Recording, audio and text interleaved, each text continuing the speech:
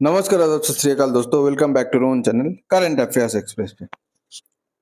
तो गाइज, आप सब लोग को पता है कि डोनाल्ड ट्रम्प ने इंडिया के ऊपर 50% टैरिफ लगा दिया। 25% पहले लगा दिया था, उसके बाद 25% पेनल्टी लगाया था।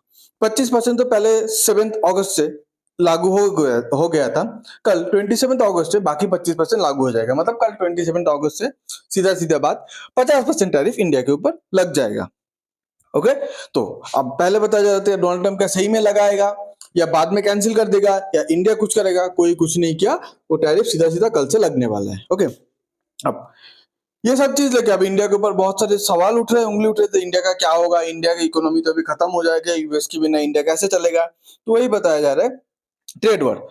ट्रम्प का जो 50% पेनल्टी है वो इंडिया का जो मैन्युफैक्चरिंग गोल है उसको हट कर सकता है, उसको धीमा कर सकता है। किसने बताया? मूडी ने बताया। ओके, मूडी क्या है? बहुत बड़ा फाइनेंशियल हाउस है। ओके, अब बताया इंडिया का जो जीडीपी है 0.3% उसका ग्रोथ स्लो होगा। गाइज, शायद शॉर्ट टर्म पे कुछ इफेक्ट पड़ेगा, मैं मानता हूं, बट मैं आपको लिख के देता हूं लॉन्ग टर्म पे इंडिया का जीडीपी स्लो तो होने वाला है नहीं। इंडिया अपना एक्सपोर्ट को चारों तरफ डाइवर्ट करने की बात ऑलरेडी कर रहा है। तो इंडिया का जो एक्सपोर्ट है वो उल्टा, मतलब इंडिया का जीडीपी ग्रोथ है 0.3% कम तो होगा नहीं, उल्टा आज के रेट पे जितना है उससे बढ़ जाएगा। देख लेना 1 ईयर टाइम फ्रेम के हिसाब से। शॉर्ट टर्म पे थोड़ा बहुत प्रॉब्लम होगा, मैं भी मानता हूँ, सारा इकोनॉमिस्ट भी मानते हैं। ओके, अब मोदी जी इसके बारे में क्या बताया? मोदी जी सीधा बताया no matter how much pressure come, कितना भी प्रेशर आ जाए हम लोग के ऊपर, ठीक है, हम लोग झुकेंगे नहीं। ओके, तो words to small entrepreneurs and farmer, कितना भी प्रेशर आ जाए, हमारा कंट्री का जो फार्मर्स है, जो किसान है, जो स्मॉल एंटरप्रेन्योर्स है, ओके, उद्योगपति है, छोटे मोटे उद्योगपति जो है, हम लोग उसको प्रोटेक्ट करेंगे। हम लोग ट्रम्प के प्रेशर के सामने झुकेंगे नहीं। तो आज के डेट पे देखिए, सब बोल रहे हैं ट्रम्प ने तो इंडिया को हरा दिया, ट्रम्प तो इस गेम पे जीत गया, ट्रम्प आज पूरा वर्ल्ड का पावर बन रहा है, इंडिया कुछ कर नहीं पा रहा, इंडिया अमेरिका के ऊपर टैरिफ नहीं लगा पा रहा है, इंडिया अमेरिका को जवाब नहीं दे पा रहा। बहुत बातें उठ रही हैं, पर ट्रम्प धीरे धीरे, यूएसए धीरे धीरे अकेला होते जा रहे हैं। ठीक है, इंडिया भी अपना जियो मजबूत कर रहा है, चाइना भी अपना जियो मजबूत कर रहे हैं। आप बोलेंगे कैसे? चलिए देखते हैं थोड़ा। देखिए, आपको पता है ये सब होने के बाद यूएसए का जो प्रतिद्वंदी है, कंपटीटर है, यूएसए का जो एक राइवल है रशिया, जो आज के डेट पे यूएसए का नाक पे दम करके रखा है, यूक्रेन रशिया वॉर लेके। तो इंडिया ने उसके साथ अपना टाइज पहले से क्लोज था, उससे भी ज्यादा क्लोज बना लिया रशिया के साथ। यूएसए का और एक प्रतिद्वंदी, मतलब रियल यूएसए आज के डेट पे जिसको रियली थ्रेट मानते फ्यूचर का, जिसको रियली कंपटीटर मानते, वो कौन है? चाइना। तो चाइना के साथ इंडिया का रिलेशन जितना खराब रहेगा उतना यूएसए के लिए अच्छा है, बट ये रिलेशन आज के डेट पे बहुत तेजी से सुधर चुका है। शायद ट्रम्प भी एक्सपेक्ट नहीं किया था कि इतना जल्दी, इतना तेजी से चाइना और इंडिया का रिलेशन सुधर जाएगा। ट्रम्प ने सोचा था ठीक है, मैंने टैरिफ लगाया, चाइना के ऊपर टैरिफ नहीं लगाया, चाइना सीधा रहेगा, पर इंडिया के पास कोई पार्टनर ही नहीं रहेगा।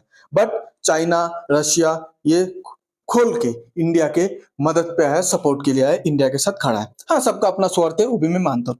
कल आप लोगों के सामने एक वीडियो लेके आया था कि यूएसए का जो टाइम टेस्टेड अलाई बोला जाता था, कौन है? यूरोप।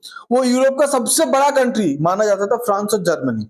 फ्रांस के साथ जर्मनी के साथ साथ फ्रांस भी आज के डेट पे इंडिया के साथ व्यापार करने में लगे पड़े। फ्रांस का यूएसए के साथ बहुत पुराना दुश्मनी है। फ्रांस ने कैसे ये मौका को फायदा उठाया और इंडियन मार्केट से यूएसए का एक बहुत ही बड़ा कंपनी जनरल इलेक्ट्रिक, जो फाइटर जेट का इंजन बनाते हैं, उसको कैसे लात मार के इंडिया का मार्केट से बाहर निकाला, उसके बारे में कल एक वीडियो बना है, वो आप जाके प्लीज देखिएगा। अभी इंडो पैसिफिक में यूएसए का सबसे बड़ा अलाई है, okay, one of the biggest ally है साउथ कोरिया। आज के डेट पे ट्रम्प साउथ कोरिया का लेके भी बहुत खुश नहीं है, क्योंकि साउथ कोरिया अमेरिका का अलाई है और ट्रम्प हमेशा सोचा है साउथ कोरिया अमेरिका का बात मान के चलेगा। बट साउथ कोरिया के ऊपर भी सेम ट्रीटमेंट दिया डोनाल्ड ट्रम्प ने, टैरिफ टैरिफ टैरिफ टैरिफ। तो साउथ कोरिया भी धीरे धीरे अब सोच रहे नहीं, अमेरिका के ऊपर भरोसा कर नहीं सकते, अब खुद का प्रॉब्लम मुझे आज के डेट पे खुद ही सॉल्व करना पड़ेगा। तो इसीलिए साउथ कोरिया में देखिए, अमेरिका का सबसे बड़ा कंपटीटर, प्रतिद्वंदी है, वो क्या कर रहा है? चाइना के साथ जो अपना बिगड़ा हुआ रिश्ता था उसको सुधारने चला है खुद से। ओके, बोला हम लोग चाइना के साथ अपना जो टाइज है, अपना जो रिश्ता है, अपना जो इकोनॉमिक संबंध है, उसको इंप्रूव करेंगे, उसको आगे बढ़ाएंगे। क्योंकि देखिए यूएसए क्या करता है चाइना, उसका प्रतिद्वंदी है यूएसए, कुछ कुछ कंट्री को अपने पाले पे लेता है, अपने साइड पे करता है, करके चाइना के साथ उसका दुश्मनी लगा देता है। तो आज के डेट पे इंडिया भी चाइना के साथ अपना रिलेशन सुधार रहा है। इंडिया को बोल दिया यूएसए को आपकी जरूरत नहीं है। साउथ कोरिया भी बोल दिया यूएसए को डायरेक्टली कि आपकी जरूरत शायद हम लोग को फ्यूचर पे नहीं पड़ेगा। अब देखिए साउथ कोरिया को खोएगा तो अमेरिका का बहुत बड़ा इकोनॉमिकल लॉस भी होगा। आपको बता रहा हूँ कैसे। देखिए जापान और साउथ कोरिया, एक बात अच्छी से सुनिएगा, जापान और साउथ कोरिया दोनों यूएसए का अलाई है। यूएसए चाहता था दोनों के बीच दोस्ती करा सकता था, बट ना आज के डेट पे भी दोनों के बीच दोस्ती नहीं है। पर साउथ कोरिया भी बोला है कि हम लोग जैसे चाइना के साथ अपना टाइज को, अपना रिलेशन को बेहतर कर रहे हैं, सेम वे पे हम लोग क्या जापान के साथ भी अपना रिलेशन को धीरे धीरे आगे बढ़ा रहे, धीरे धीरे अच्छा कर रहे हैं। ट्रम्प का जो समिट आज जो हो रहा है साउथ कोरिया और ट्रम्प, उससे पहले हम लोग जापान के साथ अपना ट्राई को बहुत ही इंप्रूव कर लेंगे, धीरे धीरे इंप्रूव कर रहे हैं।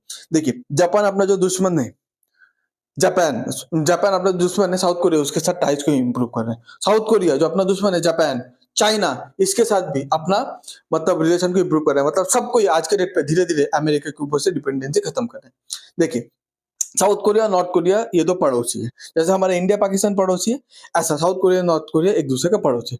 दोनों के बीच एकदम बनता नहीं है, दोनों एक दूसरे का जाने दुश्मन है, आप सब लोग को पता है। नॉर्थ कोरिया को पता है वो किम जोंग उन, जिसका कुछ अलग ही रूल रहता है, उसके कंट्री पे हेयर स्टाइल काटने के लिए भी गवर्नमेंट से परमिशन लेना पड़ेगा, उसके हिसाब से हेयर स्टाइल बनाना पड़ेगा। तो अजीब गरीब रूल आप सब लोग को पता है। नॉर्थ कोरिया का ये जो लीडर है किम जोंग उन, उसको कैसा सन की लीडर माना जाता है, ठीक है।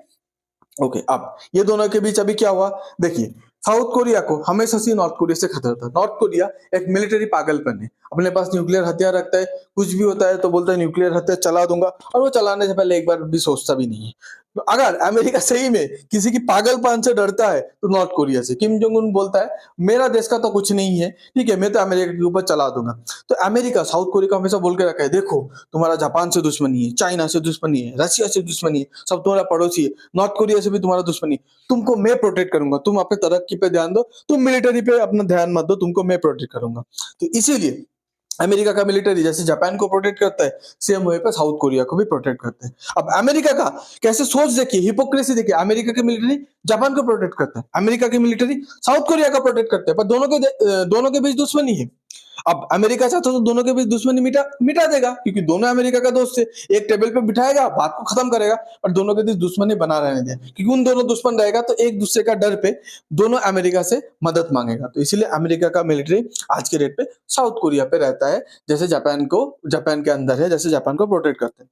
अब डोनाल्ड ट्रम्प देखा कि साउथ कोरिया का तो खुद का डिफेंस उतना मजबूत है नहीं, अमेरिका का मिलिट्री प्रोटेक्ट करता है और अमेरिका को कुछ एक पैसा देता है साउथ कोरिया। तो डोनाल्ड ट्रम्प इसी मौके का फायदा उठा के क्या बोल दिया अगर तुमको अमेरिकन मिलिट्री से प्रोटेक्शन चाहिए तो ये जो तुम जितना पैसा दे रहे हो वो काफी नहीं है, 400% ज्यादा पैसा दे दो। मतलब आज अगर 1 रुपया तुम दे रहे हो तो कल 400 गुना ज्यादा देना पड़ेगा, मतलब 4 से 5 रुपया, मतलब 1 रुपया 2 रुपया नहीं हुआ, 1 रुपीज 2 रुपीज नहीं हुआ, 1 रुपीज सीधा 4 to 5 रुपीज हो गया। तो डोनाल्ड ट्रम्प ऐसे बोला, तो साउथ कोरिया भी सोचा अच्छा हम अभी मौके का फायदा उठा रहे हैं, ठीक है, हम लोग का दुश्मन है ना, ठीक है, नॉर्थ कोरिया, उसके साथ भी एक दिन हम लोग संबंध बना लेंगे, पर वो थोड़ा टफ है। पहले जो जापान है, चाइना है, इन सब कंट्री के साथ हम लोग संबंध बनाते हैं। अब बता रहा हूं चाइना और नॉर्थ कोरिया का रिलेशन बहुत अच्छा है, नॉर्थ कोरिया चाइना का बात मानता है।